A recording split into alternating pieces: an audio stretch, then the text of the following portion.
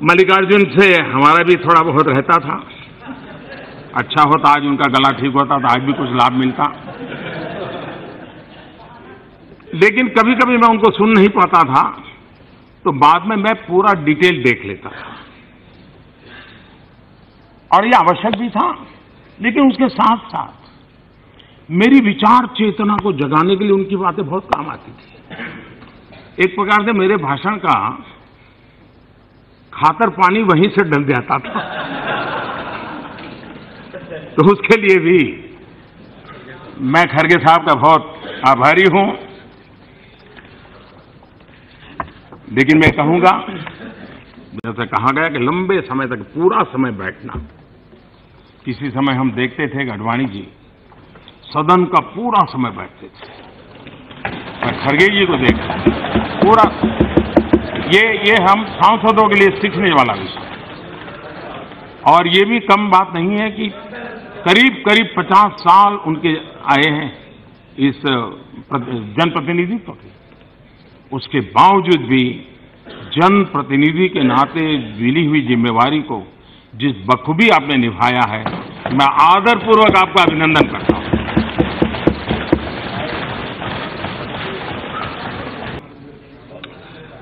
मल्लिकार्जुन से हमारा भी थोड़ा बहुत रहता था। अच्छा होता आज उनका गला ठीक होता तो आज भी कुछ लाभ मिलता, लेकिन कभी कभी मैं उनको सुन नहीं पाता था, तो बाद में मैं पूरा डिटेल देख लेता था और ये आवश्यक भी था। लेकिन उसके साथ साथ मेरी विचार चेतना को जगाने के लिए उनकी बातें बहुत काम आती थी। एक प्रकार से मेरे भाषण का खातर पानी वहीं से डल जाता था। तो उसके लिए भी मैं खरगे साहब का बहुत आभारी हूं। लेकिन मैं कहूंगा, जैसे कहा गया कि लंबे समय तक पूरा समय बैठना। किसी समय हम देखते थे कि अडवाणी जी सदन का पूरा समय बैठते थे। मैं खरगे जी को देखता पूरा, ये हम सांसदों के लिए सीखने वाला विषय। और ये भी कम बात नहीं है कि करीब करीब 50 साल उनके आए हैं इस जनप्रतिनिधित्व के। उसके बावजूद भी जनप्रतिनिधि के नाते मिली हुई जिम्मेवारी को जिस बखूबी आपने निभाया है, मैं आदरपूर्वक आपका अभिनंदन करता हूं।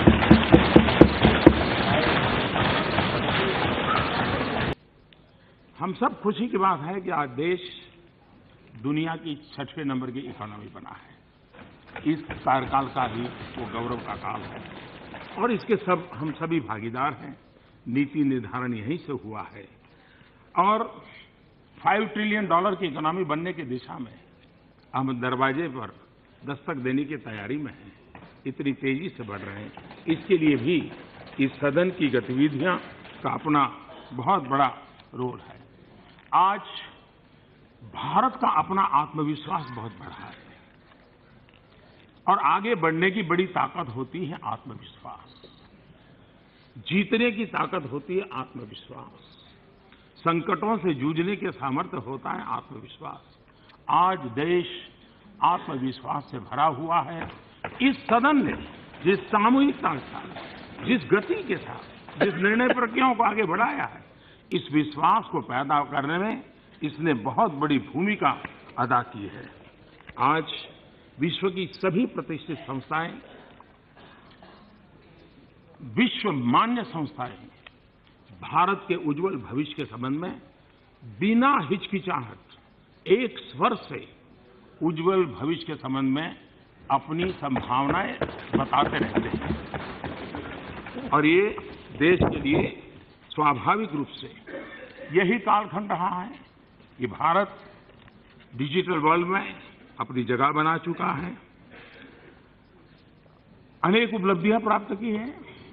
ऊर्जा के क्षेत्र में, ऊर्जा बचत के क्षेत्र में भारत ने दुनिया जब ग्लोबल वार्मिंग की चर्चा कर रही है, उस ग्लोबल वार्मिंग के जमाने में यह देश है जिसने इंटरनेशनल सोलर अलायंस को लीड किया और जिस प्रकार से आज विश्व में पेट्रोलियम प्रोडक्ट वाले देशों की एक गठबंधन की एक ताकत बनी है, वो दिन दूर नहीं होगा जब भारत के इस निर्णय का असर आने वाले दशकों में नजर आएगा।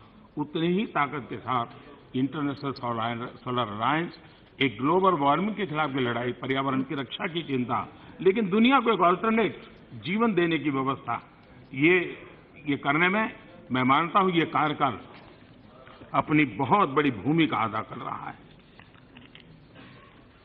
स्पेस की दुनिया में भारत ने अपना स्थान बनाया है, लेकिन अधिकतम सैटेलाइट लॉन्च करने का काम इसी कार्यकाल ने दुनिया के लिए भारत की हमारी एक ताकत को बढ़ा है। एक लॉन्चिंग पैड के रूप में आज विश्व के लिए भारत एक डेस्टिनेशन बना है। वो इकोनॉमिक एक्टिविटी का भी एक सेंटर बनता चला जा रहा है। मेक इन इंडिया की दिशा में, मैन्युफैक्चरिंग के क्षेत्र में भारत आज आत्मनिर्भरता के साथ आगे बढ़ने की दिशा में कई कदम उठा रहा है। वैश्विक परिवेश में आज भारत को गंभीरता से सुना जाता है, और कभी-कभी मैं कहता हूं, लोगों को एक भ्रम होता है कि भी मोदी हैं या सुषमा जी हैं, इसके कार्यकाल में दुनिया में हमारी इज्जत बहुत बढ़ गई है, दुनिया में वाहवाही हो रही है। वो कहते होंगे लोग, लेकिन रियलिटी जो है वो और है। जिस रियलिटी का मूल कारण है पूर्ण बहुमत वाली सरकार। दुनिया पूर्ण बहुमत वाली सरकार को रिकॉग्नाइज करती है। 30 साल का बीच का हमारा कालखंड वैश्विक परिवेश में इस कमी के कारण देश को बहुत नुकसान हुआ है। 30 साल के बाद 2014 में, क्योंकि जब उस देश का नेता जिसके पास पूर्ण बहुमत होता है, वो जब दुनिया के किसी भी नेता से मिलता है तो उसको मालूम है कि इसके पास मैंडेट क्या है और उसकी अपनी एक ताकत। इस बार मैंने 5 साल अनुभव किया है कि विश्व में देश की एक स्थान बना है, और उसका पूरा यश न मोदी को जाता है न सुषमा जी को जाता है, 125 करोड़ देशवासियों के 2014 के उस निर्णय को जाता है। उसी प्रकार से इसी कार्यकाल में विदेशों में अनेक संस्थाओं में भारत को स्थान मिला, विदेशों में सुना गया। अब हम देखें बांग्लादेश, इसी सदन ने सर्वसम्मति से लैंड डिस्प्यूट का सॉल्यूशन किया। ये बहुत बड़ा काम किया है। भारत विभाजन से विवादास्पद और बांग्लादेश बनने के बाद संकट के रूप में चला आया, लेकिन उसका समाधान भी इसी सदन ने किया। और मैं समझता हूं कि हमारी अपनी एक विशेषता रही है कि हमने मिलजुल कर इस काम को किया, और दुनिया को सर्वसम्मति का संदेश, दुनिया को बहुत बड़ी ताकत देने वाला संदेश गया है। और मैं इसके लिए सदन का विशेष रूप से आज फिर से आभार व्यक्त करना चाहता हूं, सभी दलों का आभार व्यक्त करना चाहता हूं। उसी प्रकार से हमारी विदेश नीति का एक नया पहलू उभर करके आया है।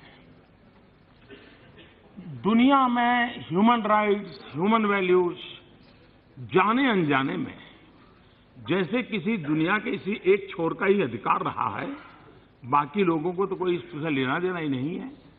और हम तो जैसे मानव अधिकार विरोधी और इसी प्रकार की हमारी छवि बन गई, जबकि मानवता और वसुधैव कुटुंबकम की बात करने वाला यही देश, लेकिन न जाने कौन ऐसी छवि बन गई। लेकिन पिछले 5 साल में हम देखेंगे, नेपाल में भूकंप आया हो, मालदीव में पानी का संकट हुआ हो, फिजी के अंदर साइक्लोन की मुसीबत आई हो, श्रीलंका के अंदर अचानक साइक्लोन की मुसीबत आई हो, बांग्लादेश के अंदर म्यांमार के लोगों के कारण आई हुई आपदा मुसीबत झेलते रहते हो, हमारे लोग जो विदेशों में फंसे थे यमन में, उनको हजारों की तादाद में वापस लाने का काम हो। नेपाल में 80 देशों को हम लोगों को निकाल करके हमने उनको यहां सुरक्षित भेजा।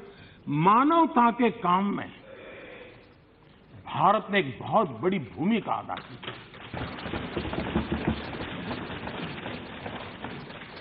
योग पूरे विश्व में एक गौरव का विषय बन गया है। विश्व में यूएन में अब तक यूएन में जितने रिजोल्यूशन पास हुए हैं, सबसे तेज गति से, सबसे ज्यादा समर्थन से अगर कोई रिजोल्यूशन पास हुआ है तो योगा के समय इंटरनेशनल योगा डे।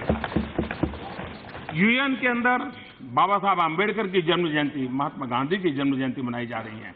विश्व के सभी देशों में बाबा साहब आम्बेडकर के 125 वर्ष मनाए गए, महात्मा गांधी जी की जयंती मनाई गई। और गांधी की 150, कोई कल्पना नहीं कर सकता है कि वैष्णव जन तो तेरे कहिए जो हम लोगों की रगों में है।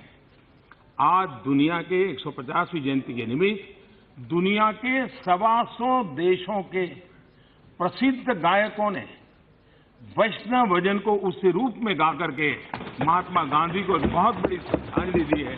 यानी विश्व में एक सॉफ्ट पावर को कैसे ले जाया जा सकता है, इसका एक उदाहरण हम आज अनुभव कर रहे हैं।